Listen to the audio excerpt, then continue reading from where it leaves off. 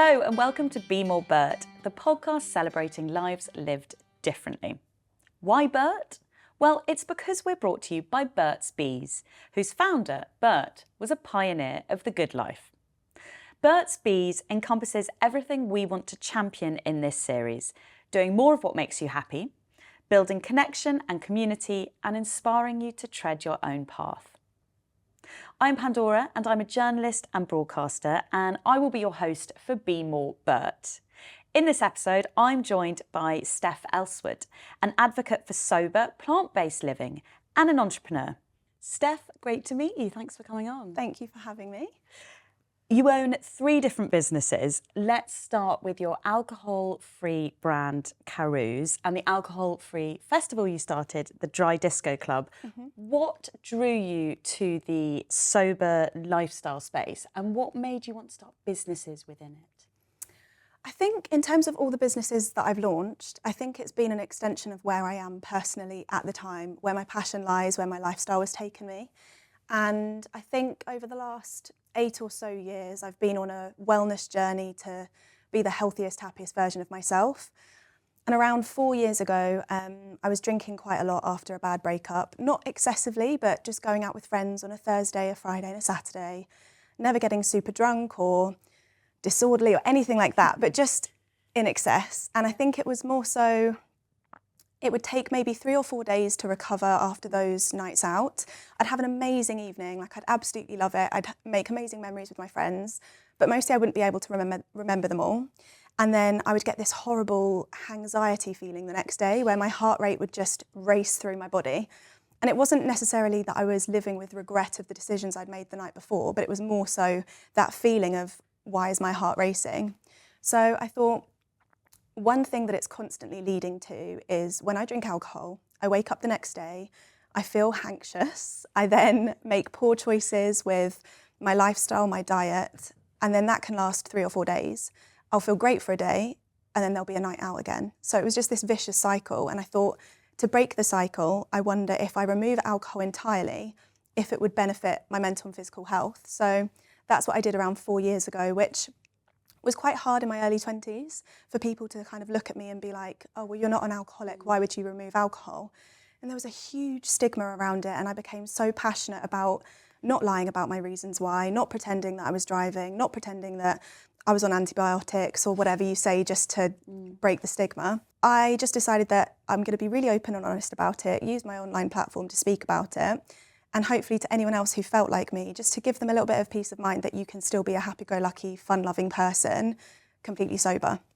And then from that, we went into lockdown, which was obviously a wild time for us all. And there was a series of online Zoom quizzes. Remember that stage in lockdown? I actually never did one. Did you not? I think I had a newborn. No, I know I had a newborn. Okay. So no, I didn't. I missed that, and I never baked bread. Okay, well, the novelty definitely wore off. So there was a few weeks of it consistently on a Friday or a Saturday night, and everyone was getting drunk over Zoom. And I didn't have that kind of vice or that escape through alcohol. I didn't really fancy any soft drinks or fizzy drinks, and there wasn't really any alcohol-free spirits on the market that I enjoyed. A lot of them were tailored to maybe a slightly older demographic with botanical flavours, and there was nothing that I would sip and be like, this is worth the price point. And also a lot of them are filled with preservatives and nasties, and I just thought there's nothing on the market that I would want. So I'm a big vision boarder. I love kind of putting my dreams out there, laminating them and sticking a pin in a corkboard. Like that just brings me so much joy.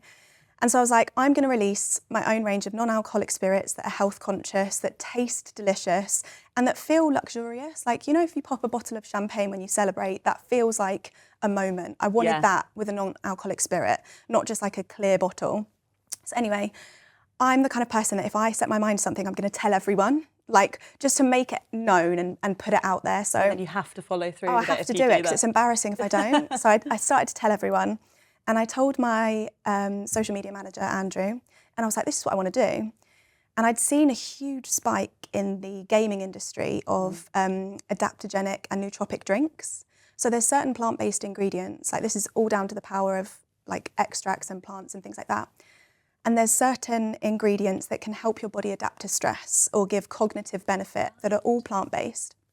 And so I thought, I wonder if we could fuse the two industries and put together a non-alcoholic spirit with adaptogens and nootropics. So I investigated it and I saw there wasn't at the time any on the market.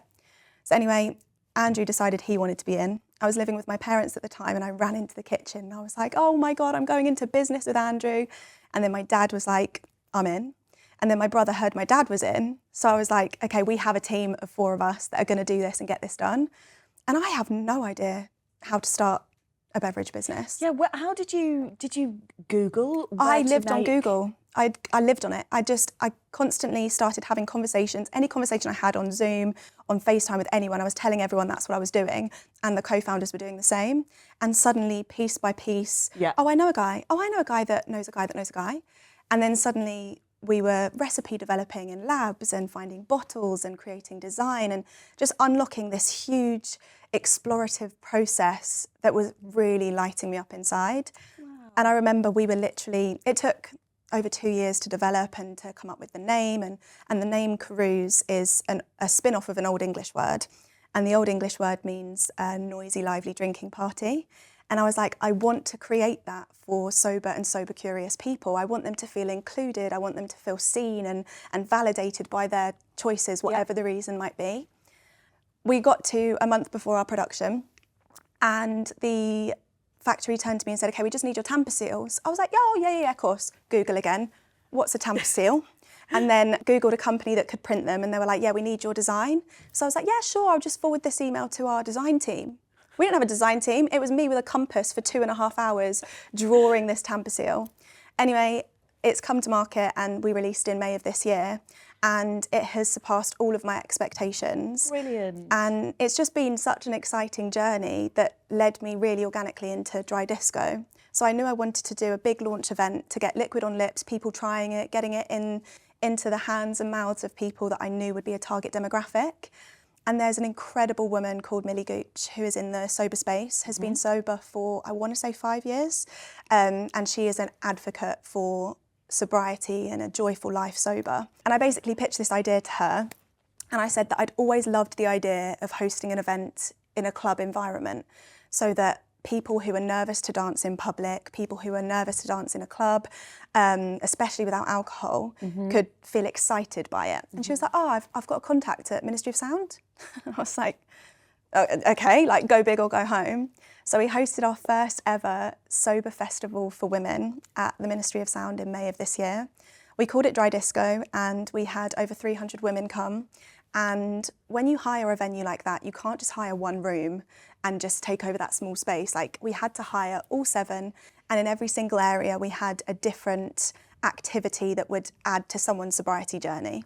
And I think this is just all happened so organically in terms of turning my passions into something that would hopefully help someone else in their journey too. Well, you're a brilliant advocate for joyous sobriety, because hearing you talk about it, you can tell how passionate you are. So May was a big month. This was all happening. A terrible idea to launch a brand and a festival in the same month. Like the stress was real, but it was so worth it, and it was a really transformative time for both myself and my co-founders. And are you thinking that Dry Disco Club is going to be an annual event, a biannual event? Have you got ambitions to kind of scale? So we've got our Christmas party on the 2nd of December. And instead of this being activities-led, we really want to nurture communities in the space and introduce like-minded individuals. Because I think as a journey, sobriety can be quite lonely and quite isolating. Yeah, I've heard that. Just because, especially if you already have well-established friendship groups and majority of your social occasions revolve around drinking, to remove that, you don't want to isolate yourself from a community. So we're really trying to push this next event to meet other people who share the same values, the same kind of ideas of how they want to live their life, and just have really cool DJs. We're going to have one room that's like an icons hour, where every hour it's a different icon with music. We're going to have a house room. We're going to have a cocktail lounge with non-alcoholic cocktails, and just really nurture that sober space in women and make them feel seen. Sounds awesome. I want to be there right now. Absolutely, I will give you a ticket. Thank you. So as if that wasn't enough to be getting on with, you also have an ethical e-commerce store. Yes. Tell me about that. So that happened in 2019. I kind of, again, was going through my own personal journey of exploring how to live a more conscious life. I think through many different ways, whether it's through skincare, whether it's through what you eat, whether it's through what products you use. Yeah. And I felt like I'd made so many changes that were positively impacting me and the environment, except from when I was going, like through our jobs, you're out and about all the time, right? So I was getting grab and go lunches from, I don't know, different food chains. And I'd always forget, like there'd be plastic cutlery at the door. And this is before obviously all of the different regulations were put in for wood-based cutlery and all of that. So it was always plastic. It's changed a lot since 2019, hasn't it? Changed a lot for the better. But at the time there was nothing. And I was like, oh, the two things that I was using was, if ever I felt myself getting sick, I'd change my toothbrush. So I was like, that's plastic, straight in the bin. And a spoon, like I tried to keep a spoon in my bag, but if I forgot, it would be a plastic spoon. So I looked into developing a range of bamboo cutlery sets, and we launched that in 2019. And I loved the idea of being sustainable, and that's what we called it. Very good with your brand name. I do love a name, yes, I'll be honest. And I love a pun. Very well named. Thank you. I also love a trademark. That's like a toxic trait. So before anything's even created, I'm like I said, I tell people I trademark it, it's going to happen. It's on the vision board, laminated. So we launched that in 2019, and then obviously COVID hit and no one was going anywhere. So you don't need travel toothbrush, you don't need travel cutlery set. And then I thought, well, what other areas in our home life could we be more sustainable in? So I expanded into kind of the cookware space, and that's been going well since 2020. And again, it's just an extension of one of my passions, and I love using the platform that we've built to share recipes and alternatives and swaps and tips, and it's just kind of grown from there, really. We'll chat some more in a sec, but I'm going to take a moment to share the love story behind Burt's Bees, created by Burt Shavitz and Roxanne Quimby. Along with his partner, Roxanne, Burt didn't just pioneer a natural skincare company, he pioneered a way of life, the good life. He realised something: if you go your own way and make more time for what makes you happy, you'll lead a richer life. So he did just that. He left his high-flying Manhattan job to live at one with nature. In the wilderness of Maine, Burt got friendly with some bees. Together, Roxanne and Burt turned beeswax into lip balms, hand creams and more. Burt has shown us, if you love something, don't be scared to jump in, even if it can sting you. Because doing more of what makes you happy is what life is all about. We've been out and about asking how you live the good life and do the things that you are passionate about. And here's what you had to say. I think like learning a new skill is quite a good way because it makes you like focus on something different to what you usually do. So I'm currently taking some like sewing classes here in London because that's something I've always been interested in doing, and I have a bit of sort of time in my life now to focus on that. So that's been a fun thing to do. I love to live the good life by figure skating. So I'm a professional figure skater, and I feel whenever I'm feeling stressed, I love to just glide on the ice and just release and just do my thing. It makes me feel free. I love to just listen to music and also just like move my body and just take in the moment, and also like connect with other people on the ice. Thank you all for sharing, and feel free to get in touch on TikTok or Instagram to tell us how you live the good life at Burt's Bees UK with the hashtag #BeMoreBurt. Well, you mentioned actually that you like the idea of staying sassy. Yes. And you run workshops to do with confidence and Yes. sassiness. Are they the same things, confident and sassiness?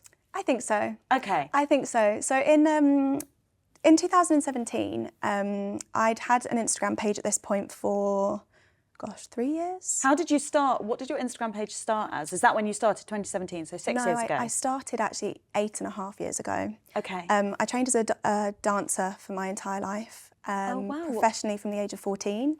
So musical theatre, performing arts, commercial dancing, and unfortunately, what comes with such an exciting lifestyle and such an exciting training period, also mental health issues are quite rife within the industry. Yeah. Eating disorders are almost accepted or pushed onto you. So it's a very difficult place for an adolescent child to be in, especially as I was quite a late bloomer in terms of I still looked like a child when I was 14, and it was just quite a difficult time to navigate. So I had an eating disorder on and off from the age of 14 to 21.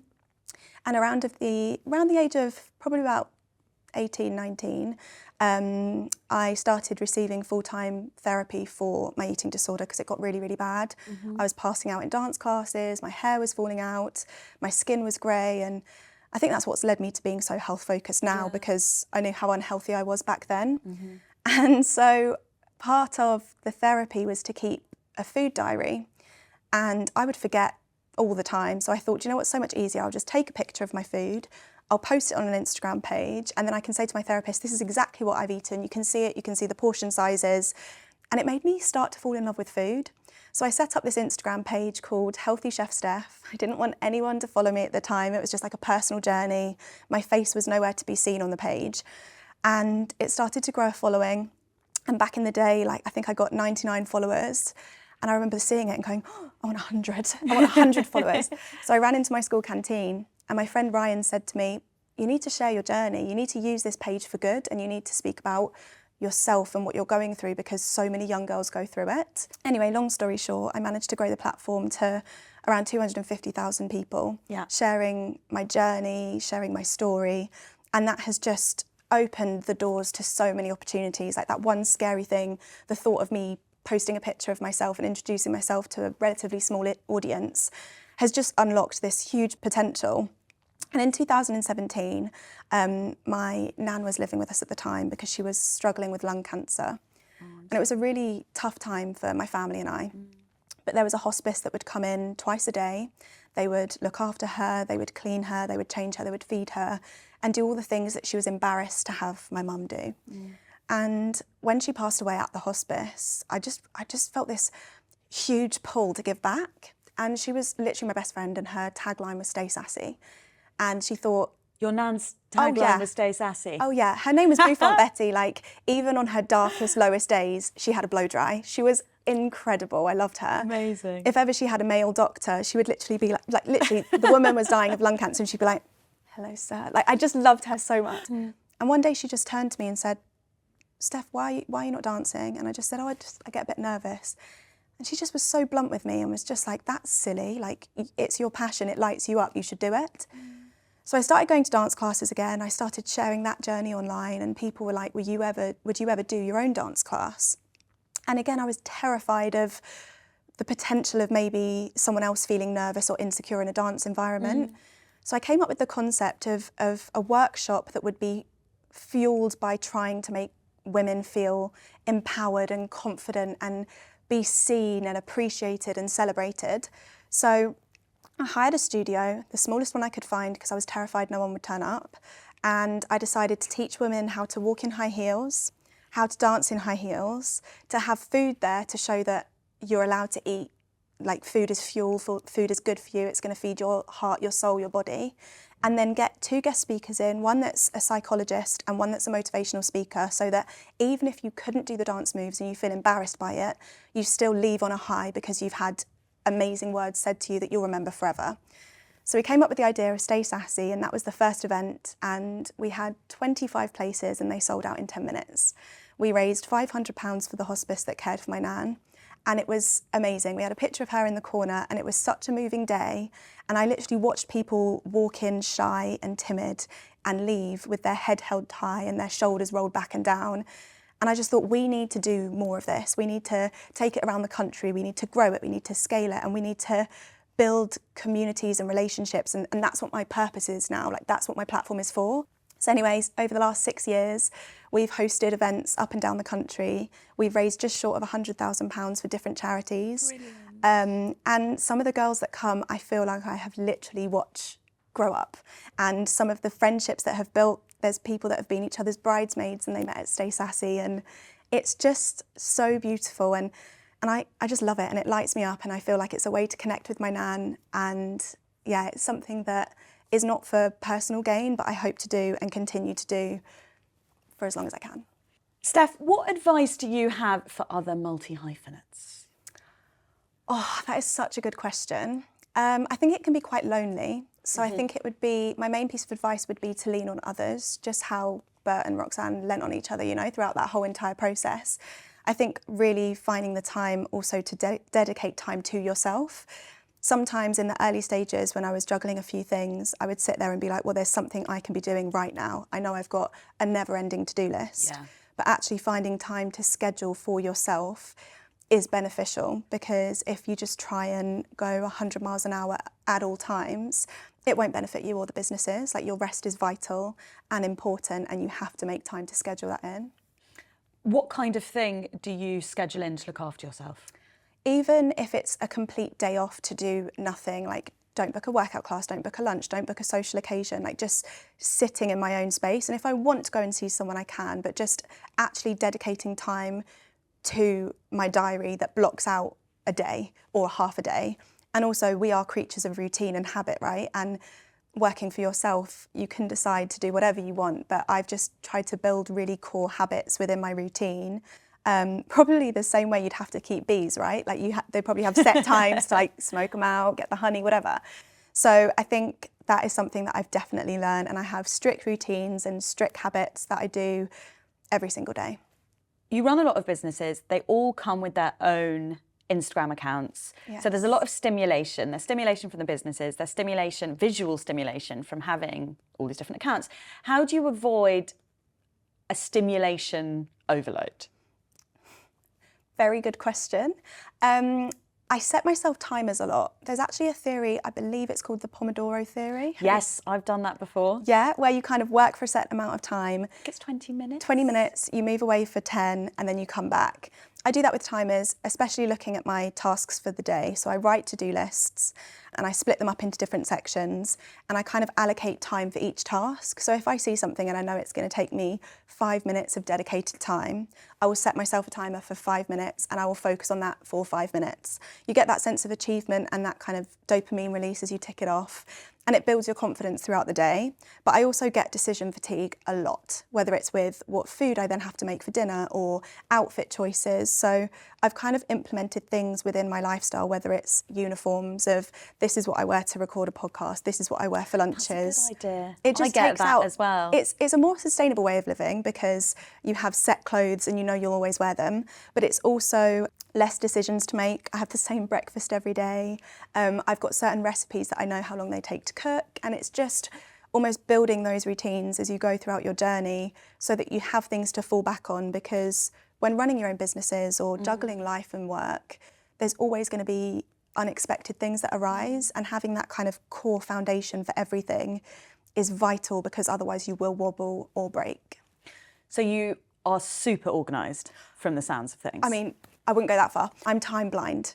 I am so time blind. So I'm either, if it's a plane, I'm there on time. If it is something like this, I'm there early. But if we're meeting around 6, you may see me at 10 past. Like, I may be a little bit late, and I hate it about myself, but I'm so time blind. So this is something that I'm really trying to learn at the moment. Well, I think you sound like you're doing brilliantly, to be honest. I'm incredibly impressed. You really encapsulate the Burt's ethos of if you can dream something, make it. Do you have any advice on starting and building your own company or companies? I think it comes with confidence. Like, there is an element of delusion behind all of my ideas, right? Like, who am I to be the person to launch these different ventures? And I think working on myself through copious amounts of therapy or with friends or whatever, I think that has given me, again, the foundation to be like, I believe in myself enough to know that I can achieve this with hard work, with tenacity, with research. And if I didn't have that level of confidence, I don't think I would take the risk or take the jump. So I think personal work bleeds into everything, whether it's your relationships, your friendships, your work life. Even if you're not starting a venture of your own, you will perform better at work if you believe in yourself. You will put yourself out there in work environments if you believe in yourself. So I think the secret is self-belief, but self-belief is a muscle that you have to work and nurture. And I think learning how to do that for yourself is probably the first step before you take the leap in anything. So to people who are listening who aren't hugely confident, you would say this is something you have to practice. Absolutely. This is something you have to build up. Every day. Even I used to be terrified of ordering food in a restaurant. It stems from when I'm a child. Like, even my parents were like, and Steph, what do you want? And I'd just go mute. And I remember when I started at dance college, one of my teachers thought I was mute. So for me, it was learning to say something, but say it with my chest, to hear my voice in a space. I mean, look at me now, I just won't shut up. But like, it's something I've really had to work on, and kind of identifying not weaknesses, but areas that need more love and care, and then starting there. That's brilliant advice. Thank you. To finish, Burt wasn't just a guy who loved bees. He created a way of life, and he was all about doing more of what makes you happy. So we're asking all our guests what living the good life means to you. Oh, that's a good question. I think, oh God, that's such a good question. It's a big question. That's a big question. I just threw it at you at the end. I think the good life is going to look different to everyone. Absolutely. But for me, human connection is vital. A lot of my business is virtual. A lot of my encounters with people and followers is virtual. So for me, it's about building a life that pushes me, that challenges me creatively, that puts me constantly out of my comfort zone while still having time for my loved ones in person. And when I am there, I want to be all there. I want to have all my energy in that space without being distracted by notifications or the future or the past. So I think that's what the good life is, being challenged, being pushed, but making sure that I always prioritise friends, family and loved ones. If that doesn't sound too Miss Universe. Well, I think that sounds like a very good Miss Universe speech. Okay. So I think you're ready to take that. Yeah. Take that on next. Perfect. With the glam I've had this morning, I feel ready as well. Thank you so much, Steph. Thank you for having me. Thank you for listening to Be More Burt, the podcast all about celebrating lives lived differently. And thank you to my guest today, Steph Elswood. Keep listening for more episodes. They're all available right now, wherever you get your podcasts. And if you get a sec, please give us a follow and a like. And of course, we want to hear from you. If you would like the chance to win a year's supply of Burt's Bees, tell us how you live the good life by sharing your story with us on TikTok and Instagram at Burt's Bees UK using the hashtag BeMoreBurt. For terms and conditions and all the info, head over to www.bemoreburt.co.uk. See you next time.